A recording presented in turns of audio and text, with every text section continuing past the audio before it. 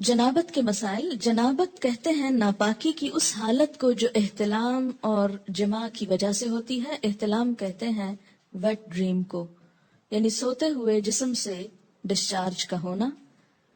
اس میں مسئلہ یہ ہے کہ عورت یا مرد کو احتلام ہو تو غسل واجب ہو جاتا ہے. اس کی وضاحت آگے آئے گی. اگلا مسئلہ ہے مزی کے آنے سے غسل واجب نہیں ہوتا، بلکہ استنجا کر کے وضو کرنا ہی کافی ہے.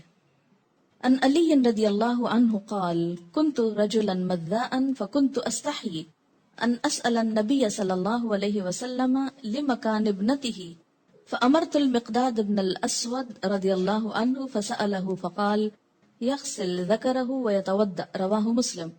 حضرت علی رضی اللہ تعالیٰ عنہ کہتے ہیں کہ مجھے مزی کی شکایت تھی. مزی ہوتا ہے عام حالات میں ویٹ ڈسچارج ہونا. میں نبی صلی اللہ علیہ وسلم سے مسئلہ دریافت کرنے میں شرم محسوس کرتا تھا کیونکہ آپ کی بیٹی میرے نکاح میں تھی. میں نے حضرت مقداد بن اسود رضی اللہ تعالیٰ عنہ سے درخواست کی کہ وہ رسول اللہ صلی اللہ علیہ وسلم سے مسئلہ دریافت کریں. چنانچہ حضرت مقداد رضی اللہ تعالیٰ عنہ نے آپ سے مسئلہ دریافت کیا تو آپ صلی اللہ علیہ وسلم نے فرمایا کہ پیشاب کی جگہ دھو کر وضو کر لیا کریں، اس سے طہارت ہو جاتی ہے. یعنی عام ویٹ ڈسچارج جو ہے اس سے ناپاکی یا جنابت نہیں ہوتی، اس میں نہانا ضروری نہیں ہوتا. بیوی سے تعلق کرنے سے پہلے یہ دعا مانگنی چاہیے، یعنی جسمانی تعلق مراد ہے.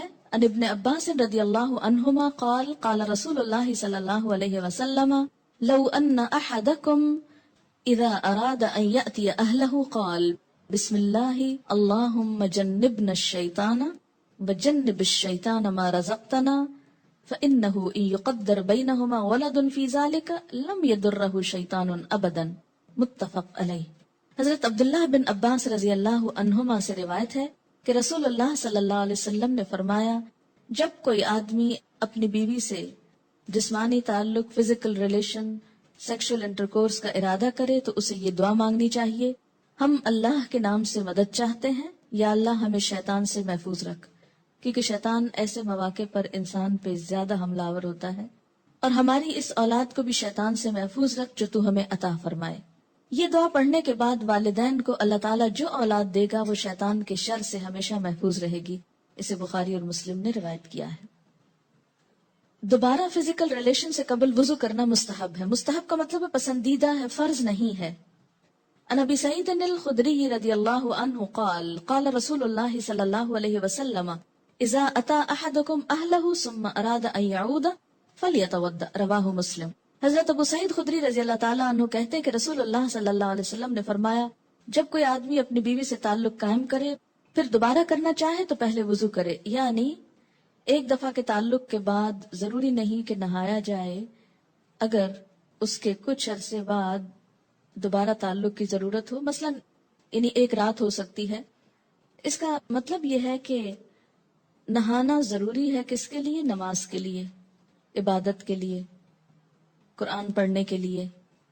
لیکن اگر انسان ناپاکی کی حالت میں ہے ابھی اور دوبارہ ایک شخص بیوی کے ساتھ تعلق قائم کرنا چاہتا ہے تو ضروری نہیں کہ نہانے کے بعد پھر کرے.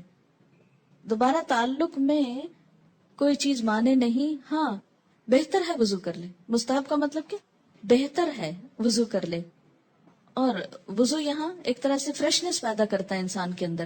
لیکن اگر کوئی وضو بھی نہیں کرتا، یعنی یہ ایسا وضو نہیں جیسے نماز کے لیے آپ وضو کرنا ضروری ہے کہ اس کے بغیر نماز نہیں ہوگی، تو اگر دوبارہ تعلق میں وضو نہیں کیا تو اس کا یہ مطلب نہیں کہ گناہ کا کام کر رہا ہے. مستحب کا مطلب کیا ہے؟ پسندیدہ ہے، اچھی بات ہے. لیکن اگر کوئی نہیں کر سکتا تو کوئی گناہ نہیں.